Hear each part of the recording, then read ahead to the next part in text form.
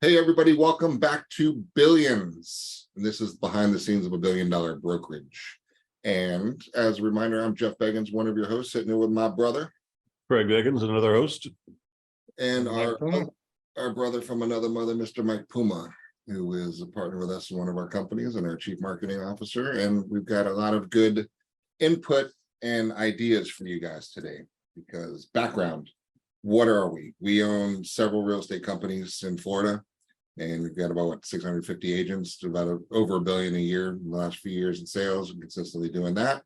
About 60,000 sales now, and we've been 31 years in the business. So there's our highlight reel of showing that we've been through pretty much every market that we're going to see, except for this one, and because nobody's seen this market right now. Never seen one like this. But it is showing very similar similarities to other markets, and we know how to go through those as well. So what we're going to do today is just kind of give you 3 different ideas about what you need to be doing right now, because massive shakeout going on in this industry, massive, right? We've had over 1 million agents lose their licenses, or not lose them, but not keep their real estate licenses, because it's not easy. It's not easy like it used to. So Craig, give us your thoughts on what does an agent need to be successful right now, and what's going on in the market for them. What do they need? What I want to say is wake up. The world has changed. We were in a normal real estate market. We haven't seen a normal real estate market since before 2002, right? We went through some amazing growth times and some amazing terrible times, and then a pandemic, a global pandemic, and then a crazy rebound. And we're not there anymore. We're back to normal real estate, which is how we started our company in 1992, right? So I jokingly said at a sales meeting the other day, I was looking up, actually there was a manager meeting the other day, I was looking up companies, and I found this company that had 60 agents. No, I'm sorry, they had 109 agents. 60 of them had production, and 30 of them had 1 transaction in the last 12 months. And I got in trouble because I called it out at the sales meeting the other day, and I said, an agent doing 1 transaction is not an agent, they're an accident, right? So I'm still of the opinion that most of the agents need to leave the business. We just had our board dues happen, and I think we probably terminated 30 agents who said it's not worth me paying $1,300 to the board anymore because I'm not making that much in real estate. And that's a crime. What a waste and a shame. So if you're 1.5 million agents so far nationwide. Yeah, and there needs to be more. I mean, let's face it. Last year we did 5.1, I think it was 5.1 million home sales, which is a damn good year, 2022. We'll look back on that one very fondly. And now it's at 4.2 million home sales. So you got less home sales, and we still have the supply and demand challenge. I'm still hearing, and you are too, we're not getting 30, 40 offers on a house, but we're getting 5 or 6 offers on a house. So if you're working with a buyer's agent, as a buyer's agent, I think you need to reevaluate and focus on what makes our business go round, which is listings. And we'll talk about that in a little bit, but that's my advice. Understand, wake up. This market has changed. There's too many agents fighting for business. The non-good ones are going to get their asses kicked, and the good ones are going to do most of the business. So become good. Good. Mr. Puma? Yeah, for me, if we're honest, the last 2 years were easy, right? And I don't mean easy from you didn't have to work. I just mean it was easier to find deals, right? A lot of times deals were just falling into agents' laps. You didn't have to really work overly hard necessarily to find people who wanted to buy because rates were so low. You had sellers who want to take advantage of the height of the market. So it was just naturally an easier market. We're not in that market anymore. This is a contact sport. So I don't care what your strategy is. I don't care if you door knock. I don't care if you cold call. I don't care if you create content. I don't care if you're whatever it is, whatever your method of communication is. You have got to be more consistent than you ever have been. You got to talk to more people. You have to make more contacts. Everything has got to be more consistent and more, because it's going to take talking to more people to get the same or less deals than you did before, which means your strategy also has to shift a little bit, right? Because you have got to wake up and realize that you are likely going to sell less homes, do less of volume than you did the year before. That is very likely. So what does that mean? Well, can you still earn the same or more income? Yes, but it takes strategy to do that, right? So all these things, if you are not planning your business, you need to be, and you need to be, take that plan, actually take action every single day and be super consistent about it. Great advice, great advice. Here's my view on the market. We are 100% back to normal market, which is pre-pandemic, and that's just where we are. And a lot of people don't want to accept that yet. A lot of our sellers don't want to accept that yet, right? They still want the pandemic pricing, right? When we're back to not that in many micro markets over there. Because what I noticed is buyers are now able to be picky, right? In a lot of micro markets, and urgency is gone, right? The days of, oh my gosh, you better act now and waive your contingencies, and where's your appraisal gap and all the other things that were thrown into the marketplace. I'll take it as is. I don't want anything for you. I'll buy you pizzas for a year. I'll wash your car. Please take me, pick me, pick me, pick me. It's gone, right? It's gone, gone, gone. The urgency is gone, which means you have to go back to sales skills, and you have to learn how to sell. You have to learn how to follow up, and you have to learn that people are able to think about it for a couple of weeks before they have to pull a trigger. And a lot of us aren't used to that, because you were used to the last couple of years where it was, you were able to say, hey, they just threw the offer at you and said, please get it taken. Right now, you actually have to work it and get that to happen. And then a couple other thoughts that I have right now. If you are holding tight on the buyer side of this business, you got a tough road ahead over here. I mean, all the industry experts show probably by the end of the year into next year, rates will drop a little bit down and more buyers will come back into the market. But for the rest of this year, it's not going to be easy, right? We're bouncing around sevens, and nobody's buying unless they have to buy. So your sheer numbers of buyers you're going to interact with is significantly fewer number of buyers than you had last year and the year before. And you might not want that to be true, but it's true. And then when you do find a buyer, they're not going to transact as quickly because they don't have to, right? So buyers agents are going to make less money over the next 6 months than ever before. And buyer leads that you're buying have no urgency. So you're going to be flushing a lot of money down the toilet, right? Hoping that you're going to buy things that are not going to convert. The days of the normal sales cycle of 18 to 24 months are back, right? It used to be 18 to 24 minutes, right? Now it's 18 to 24 months. So that's back. So from a seller perspective, that's always where the money is and the control is controlling the inventory, right? So, but there's 3 questions. Let me hit these 3 questions because it really made a lot of sense to one of the sales meetings that we were doing yesterday. 3 questions that you have to look at every lead that you have right now.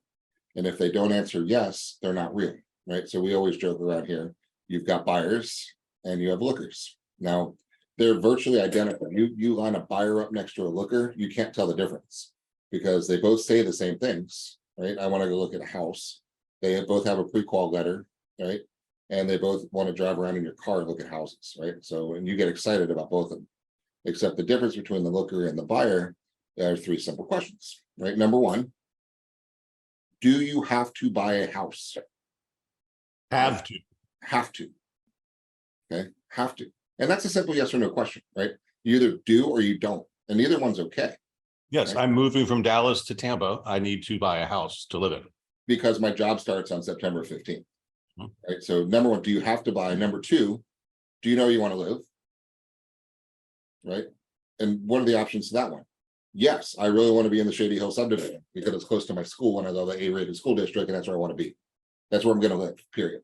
Okay. If you tell me Tampa, you're not qualified because is it Temple Terrace? Is it Safety Harbor? Is it in Bel Air Beach? Is it Madeira Beach? Is it Wesley Chapel? How about the ones that come from out of state saying, I want to be 45 minutes from the airport? Great. There's 6 counties I can knock you into, and every single community in the demographic market area will fit that bill. You're not ready, right? And number 3 is, do you have a time frame? Do you want to be? So number 1, do you have to spy? Do you know where you want to live, and do you have a time frame? So if you're honest with yourself and you go through your leads that you have right now, or this might hurt, the one you're working with right now, answer those 3 questions. And if the answer is not yes to all 3, you don't have a check coming right now, right? They're great people. You've got to incubate them. You've got to work with them, but they're not a check. They're not a buyer. They're a looker. And you got to incubate them properly with the CMAs and make sure you shed them love and spend a little time with them. But they're not a check that's going to pay your child's tuition next month, right? And too many of you are holding on to the fact that that looker is a buyer, right?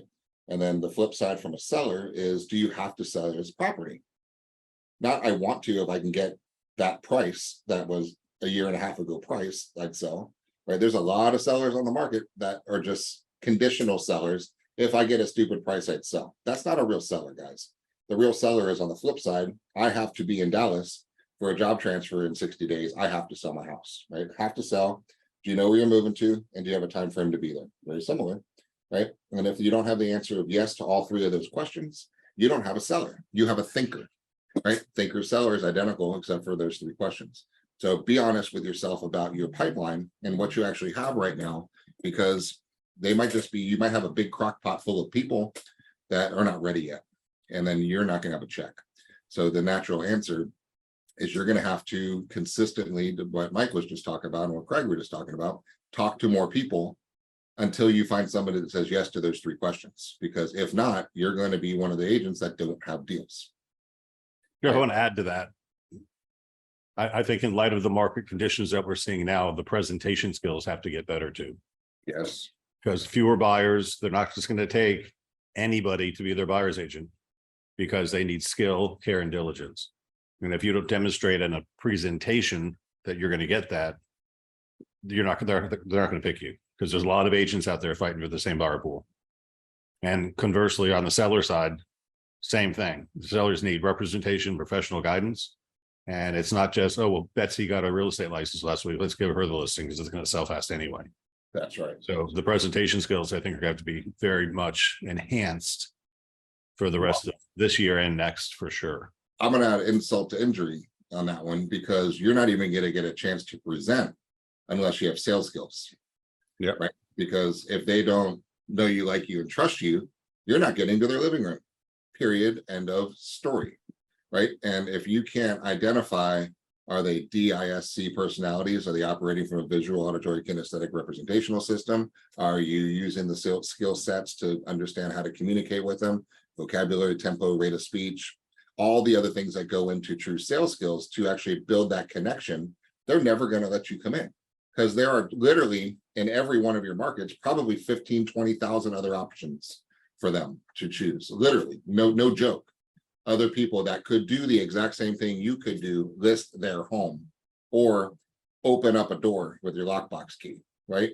So let's be realistic for a second. That's why there's going to be a massive flushing of agents out of the industry, because they're not going to be using sales skills at all.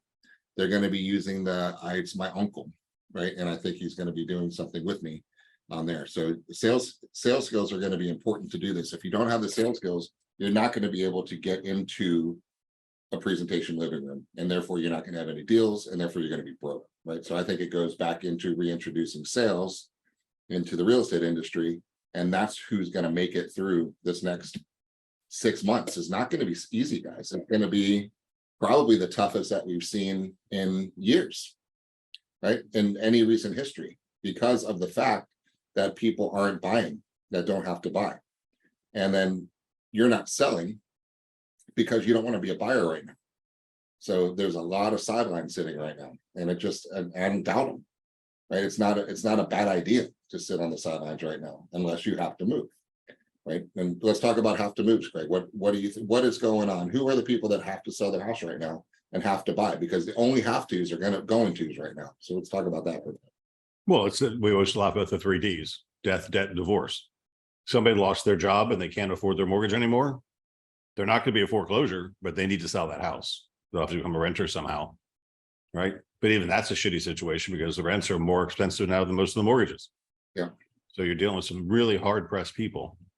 So death, somebody dies, the estate takes over the house. We're going to sell that house because they don't need it anymore. But even today, that house would rent probably and make a hell of a profit. So that might not even come on the market. The heirs will just rent it instead. Unless they want to cash it out, and that's which most Right. And then your typical divorce, husband and wife separate and they need to sell that house, cash out, and then they each go buy another house. because the court orders it. Right? That's a house to sell. And then you're going to have a couple of anomalies, like people are saying, oh my gosh, I really love this home.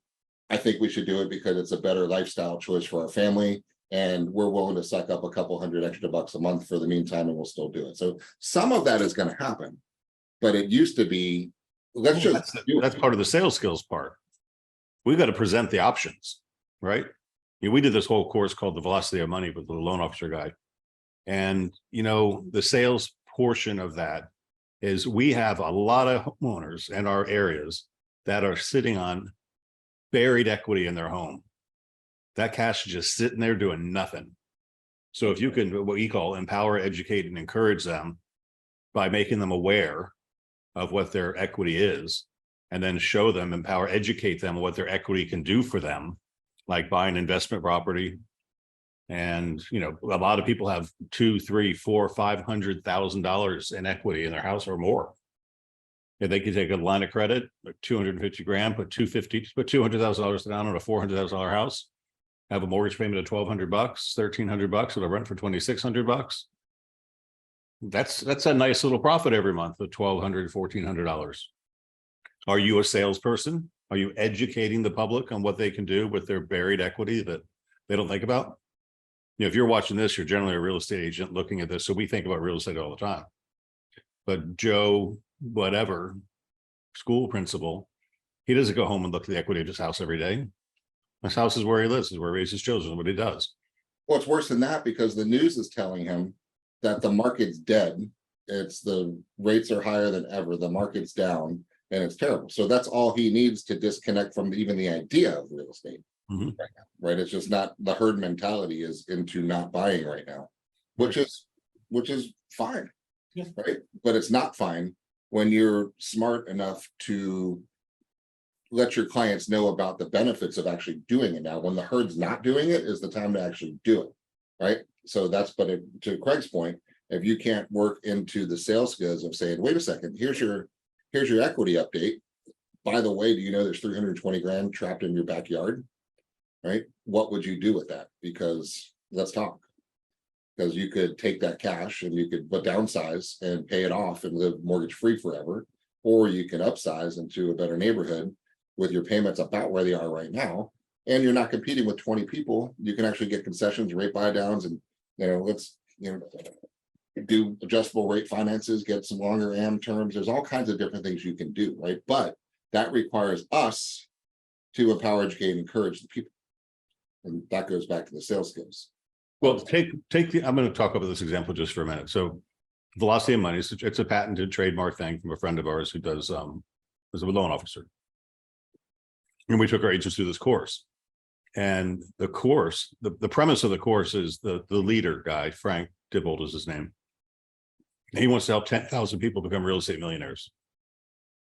That's just a cool line, right? And what does it take, to be a real estate millionaire? It takes starting off and buying investment properties and having the tenants pay them off over time. This is not a get rich quick buy and flip thing. This is, I'm going to own it for 20 years. I'm going to take all my profit and I'm going to pay down my mortgage faster. And 20 years from now, I'm going to own 3 houses that I bought for 300 grand. And now they're worth 600 grand. So I got 3 houses at 600 grand. That's $1.8 million. I'm now a real estate millionaire. My houses are paid off and the rent is coming in at $10,000 a month. So now I'm retired. I got my little social security stipend. I got $10,000 a month coming in, and I got $2 million worth of real estate that owns, as I own free and clear. That's an exciting picture, right? Absolutely. And who most people that own houses that have owned for 3 years have at least $200,000 in equity. And then with a proper mortgage broker on your side, you can use, 10% down, 40 grand of your $200,000 in equity you could use for your down payment. It's pretty compelling, but you need a presentation and you need a sales background and you need an audience, which means you got to talk to people and have something to say. Well, what that does is it broadens your natural market, right? So your natural market, it creates a market, right? Your natural market's smaller than it used to be because of the rates. It just is what it is. So what you're doing with sales skills is offering ideas and opportunities that let people say, whoa, I didn't realize I had 300 grand sitting around buried. I could do that with it. Interesting. Send me some properties that fit that criteria. Now your buyer pool went from here to here. Mhm. right? And therefore your income went up because you're doing more transactions because it was the right thing to do for that client. And if Well, that's part of their outcome. It's very simple. It's starting conversations with no agenda, right? And that's the biggest piece that's missing. Most agents only have conversations when there's an agenda there. I want to sell Craig something, so I start a conversation with Craig. The problem with that is I go in with a specific agenda. I'm going in with a specific goal. Craig, I want you to go buy. Well, Craig may be sitting back going, I don't want to buy. What Craig doesn't know is that where I haven't asked enough questions, instead, if I approach that with no agenda and say, Craig, what are you thinking? What's going on in your world? Have you been paying attention to anything? Do you know where your equity is at? If we just had a conversation, through that conversation, I may learn that Craig has a lot of equity. He's been thinking about investing. He really likes short-term rentals. Now, all of a sudden, I can start to have a conversation about how do we get him to where he wants to be, instead of me going in with a specific agenda, trying to sell him on a path that he doesn't even have any interest in. Right. And so this is the problem, though, is that most agents they want leads. You don't need leads. You need conversations. Start having conversations with your sphere, your past clients. Start having general conversations, see where they lead. Go into it with zero agenda, and you will allow yourself to create a whole room of opportunities versus going into it with this narrow focus. And that's the problem. And I'm not saying don't reach out with very specific targeted lists, like for sale by owners and expired lists. Those are great. But again, it's still a conversation. Why did it expire? What went wrong? What, in their opinion, right? Not yours. You can look at that and say, oh, that home was overpriced. But who picked that price? Was it the other agent? Was it the seller? Like, you need to have conversations to find out what actually happened, no matter what the situation is. And then it's a conversation with that person to figure out what do they want, because this is the problem. It's not about us, right? When I'm talking to my clients, it's never about what I want. I don't care. What I want is irrelevant in this conversation. What do they want? Do they want a rental property? No, that sounds like a headache. Okay. Do you want a beach house? Oh, that'd be interesting. Do you want someone to live in your beach house though? Because I have friends right now that bought in Treasure Island. They don't want anyone living in that beach house, right? It's theirs. They want to know that when they go there 3 times a year, they're okay with it sitting empty, not making any income, because they want it to be theirs. Great. I have other people that will want to buy units that they'll never step foot in, because all they're doing is running math saying, hey, this is going to generate this. Everyone wants something different, but I can't get to know what you want until we have a conversation about it. And I think if the more conversations you have where you're open to that, the more success you're going to have long term. And you're going to have to build trust in order to let them open up to tell you what's actually important to them and what they actually want, which goes back to sales skills, right? Great. Yeah. Goes back. You start asking questions, they're going to open up, because they're going to realize, wait a minute, he's making this about me, not about him. That's right. I don't ever want to start a conversation with what my take is on the real estate world. I'm in it every day. My take is going to be a little cynical to begin with, but I'm in it, right? What's your take? And then I can craft how I need to start to what approach I need to take to get through and build trust. Right. So here's where it gets real, right? For you in this industry right now. We've got, and where we're sitting in this year right now, there's about 20 weeks left. Right? That's it. Taking out Thanksgiving and the holidays and all the other stuff coming out. And you got about 20 weeks left in this whole year. So it all comes down to this. What do you want to have accomplished by the end? We did a little visualization with the agency the other day. It's New Year's Eve. You're sitting wherever you're sitting with whoever you're sitting with, and you're looking back and saying, man, my last half of this year was awesome. I was able to accomplish X, Y, and Z. Right. So you have to be crystal clear on what you want to have accomplished between X, Y, and Z, right? By the end of the year, because you want to do this, you want to buy this, you want to pay off this, you want to save for this, whatever it is, doesn't matter, right? You want to help this, you want to give to your church, you want to give to your community, you want to do a new bathroom. It doesn't matter, but you got to know what that is and what that's going to cost. So there you have some visualization as to what's going to happen for you to set you in motion. Then you've got to be strategic and realize that most people aren't transacting now the way that they were. So you're going to have to keep consistently talking to people that are going to be transacting. Like it's death, dead, divorce, getting married, having babies, getting fired, getting dead, getting job transfers, right? That's who's going to drive this marketplace over the next 6 months between now and New Year's Eve. Let's be realistic. It's rates aren't going to drop down to 3% where investors are saying, man, free money, let's go. Not going to happen. Okay, so stop it. Right. So it's real people, real estate. So if you're going to focus on those, people getting married, I don't know. Do you have any wedding planners? People getting divorced, do you know any divorce attorneys? People dying, do you know any estate planners? Right? Are you prospecting any of those if that's the niche that you want? Are you talking to who are you talking to that's going to be transacting soon? Are you focusing on the high sales scores? Are you talking to unconditional withdrawals and expireds? I mean, these are the people that are going to transact. These are the people that are going to transact. Right. So if you want deals, you need to go where the deals are right now. Are you talking to the high rent people that are flushing 100% interest down the drain every month with their $2,000 to $3,000 apartments? That's just stupid, right? But you can't tell them that. You can walk through the process and say, here's a list of, now think about this. If I knew that there was an apartment complex near me and they were all paying $2,500, $3,000 a month in rent, but every one of us have that apartment complex around us. What if you worked with a mortgage lender and came up with a reasonable list of homes in a 10-mile radius that they could afford with a down payment program of $300,000 of $3,000 a month, and say, do you know that you could buy this for what you're paying right now? Right? Maybe I'm just thinking outside the box, right? Like, what can you do to generate business? Because you got to do things differently than you used to do if you're going to do well over the next 6 months, right? So this is where you need that guidance, that accountability, that kick in the butt, pat on the back, all rolled into one, or else you're going to be sitting there crying on New Year's Eve. And there's going to be a big segment of this marketplace is going to be doing that. And you're part of our tribe. You're here. We're connected, and we're not going to let that happen to you. Right. So that's the message I want to get across right now is you got to crank it up. I think we should add the concept of clarity, focus, action, and accountability. 100%. Right. There's nothing more important than number one, the clarity. Why are you doing this? This is not an easy job. Most agents are very unsuccessful in this business. They don't earn a working wage. Yep. Call it what it is.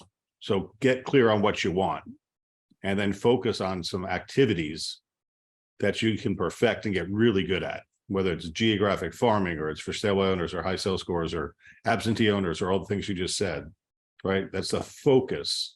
And then you have to take clarity, focus, action. You have to take action on these topics. And that means talking to people, to Mike's point, trying to have conversations using sales skills to demonstrate options, because that's all we do.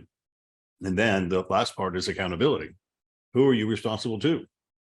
Are you working with a manager or a broker or a spouse or somebody or a fellow agent that you can hold each other accountable? I said I was going to do this today. Did you do it? Or just drunk monkey running rampant. Right. So tattoo that on your forehead backwards. So when you look in the mirror, it's clarity, focus, action, and accountability. And I think that's what you need to compete in this market going forward. And it's tough. And I don't want to sound negative on it, but there's too many agents. Most of them are very unsuccessful, and the good ones are going to excel. With clarity, focus, action, and accountability. Correct. And recognition of where we actually are. Too many people are hoping that it's still what it was, and it's not. It's not even close to what it was, and it's never going to be what it was. So you've got to adjust to where we are right now and where we're going. And really, I think it's going to be an interesting bumpy ride for the next few months until the Fed does get inflation under control and rates do start coming back down. It's just facts, guys. Let's be realistic. Right. So let's ride where we are, enjoy the ride, go with the flow, stop resisting it, and find the people that are going to transact no matter whether it's 5, 6, 7, 8, or 9%, because they have to sell their house or they have to buy a new house. That's your safest bet right now in this marketplace, unless you're working with investment real estate and they still cash flow and that stuff. It's a different buyer, right? But from regular person residential real estate, focus on the people that actually need to buy and sell. And that's where we are. So as always, guys, we are here for you, the whole real estate community, and this rising tide raises all boats. We just learned a lot over the years, and we like giving back and helping our company, our groups, our agents, our tribes, and that's you. So reach out, ask some questions. You know how to reach us. A lot of you send us questions, which is wonderful. But like this, subscribe to this, follow this, give us a comment, tag a friend who needs to hear this, because guys, everybody who's serious about this industry needs to hear this message right now. And if you want a link to watch our morning trainings, whatever we can do to help you, we're happy to do that. And that's it. So just sending the love and the reality about the market to you guys, so you just do well and excel. Love it. That's it. Thank you guys for watching. We'll see you on the next episode. Peace out.